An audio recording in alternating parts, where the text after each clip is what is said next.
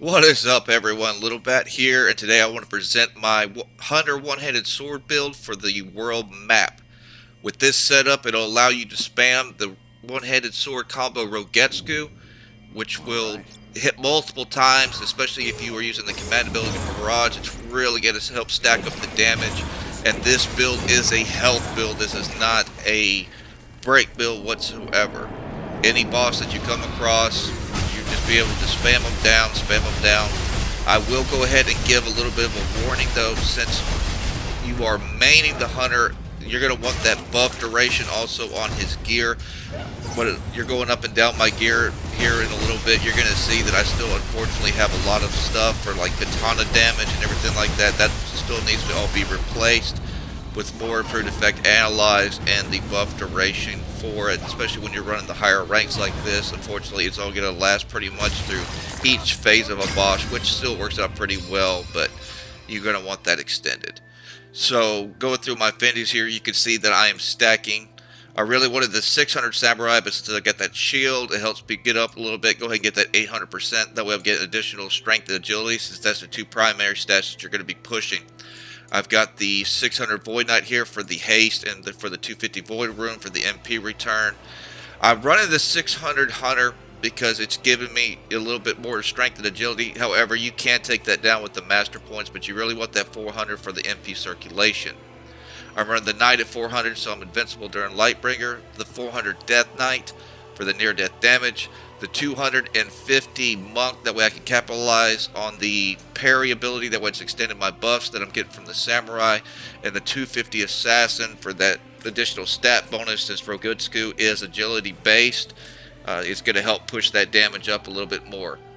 Looking up and down my gear here, you can see what I'm primarily stacking is the strength, the near damage, the critical damage dealt, and also the damage dealt at max HP.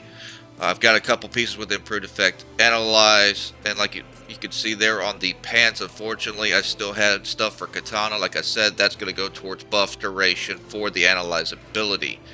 Looking at my accessory here, you can see I'm using the ribbon, that way I'm immune to status effects. And since this is a world map build, just like I did my assassin, I am not stacking the other primary blessings. This is strictly just with Odin, what you can do with him on the world map with everything boosted up.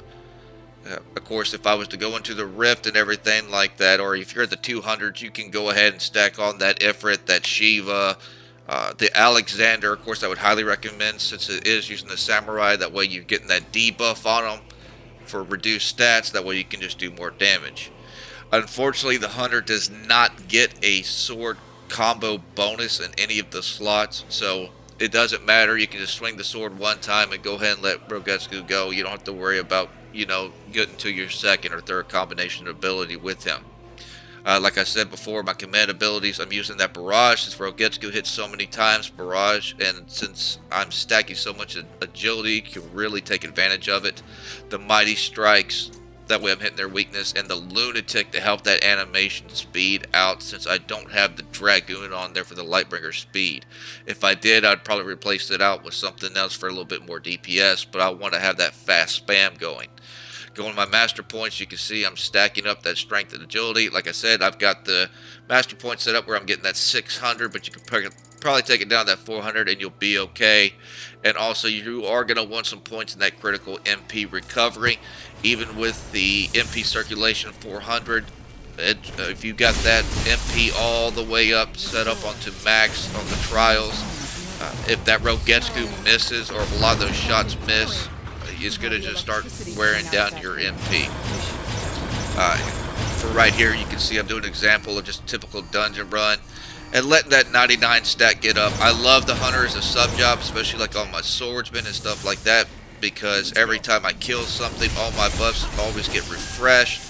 So it works out really well on bosses for him. And same way with my assassin. When I run my assassin in the rifts, I also do the same thing. I use the Hunter, just because it's so easy to get up to that 99 stack. I don't ever use the 50 with those two, because you'll get up to 99 just within seconds. Even if the boss is down during the first phase, you can keep hitting them and getting that stack going up. So it's just really simple. I love the Hunter as a sub. But I wanted to try out a different approach with him and using him instead of a gun. I wanted to see what he could do with the one-handed sword and if he could take advantage of it. There are different sword combos you can try out. Because I am not running, however, the sword fighter on this guide, you want to get that Rogetsu on the weapon that'll allow you to put it out. I prefer this. I mean, there's some other good sword combo abilities, but I really love the Rogetsu because it puts a lot of distance between you and the boss once you dash through them like that. That'll help you get that Lightbringer back on and, you know, refresh your buffs if you need to. That way they're not stacked on top of you. And two, like I said, it can take really good advantage of the barrage ability since Rogetsu hits so many times. Every one of those little hits is getting the barrage effect, so it really helps tick down their health gauge by doing this. Also going through this fight, you will notice what I'm talking about with the duration of their analyze ability. By the time you usually get one of these boss phases done, see, I was already up to 99 stack by the time it ended, but boom, it's already off compared to my other buffs, which were still going pretty good, even with the buff duration maxed out. Like it is on the trials, they're still going good because I've got the individual buff durations on my sub job for those 3 abilities, and I've also got buff duration stacked itself on my sub job. So I wouldn't worry too much about stacking the improved effect analyze. More so, I would go for more of the buff duration for the analyze itself. That way it's lasting longer and it's a lot easier to maintain that 99 stack once you get it going. If you can, like you just saw there, in between phases, if it's still going on, you can use that secondary job to spam that Lightbringer and refresh all your buffs. That way you can go into the second phase with that 99. But don't be surprised if with some of the boss fights, if it's not going your way or going right, even with you spamming with that 250 monk, with the samurai setup, that it will just go away, because unfortunately Analyze does not last very long. So that pretty much wraps him up. Let me know what you think. If you got any questions, please leave them in the comments, or if you're trying to get something like this going, I'll try to help you as much as I can. I appreciate you watching. I hope to catch you on the next. Thank you.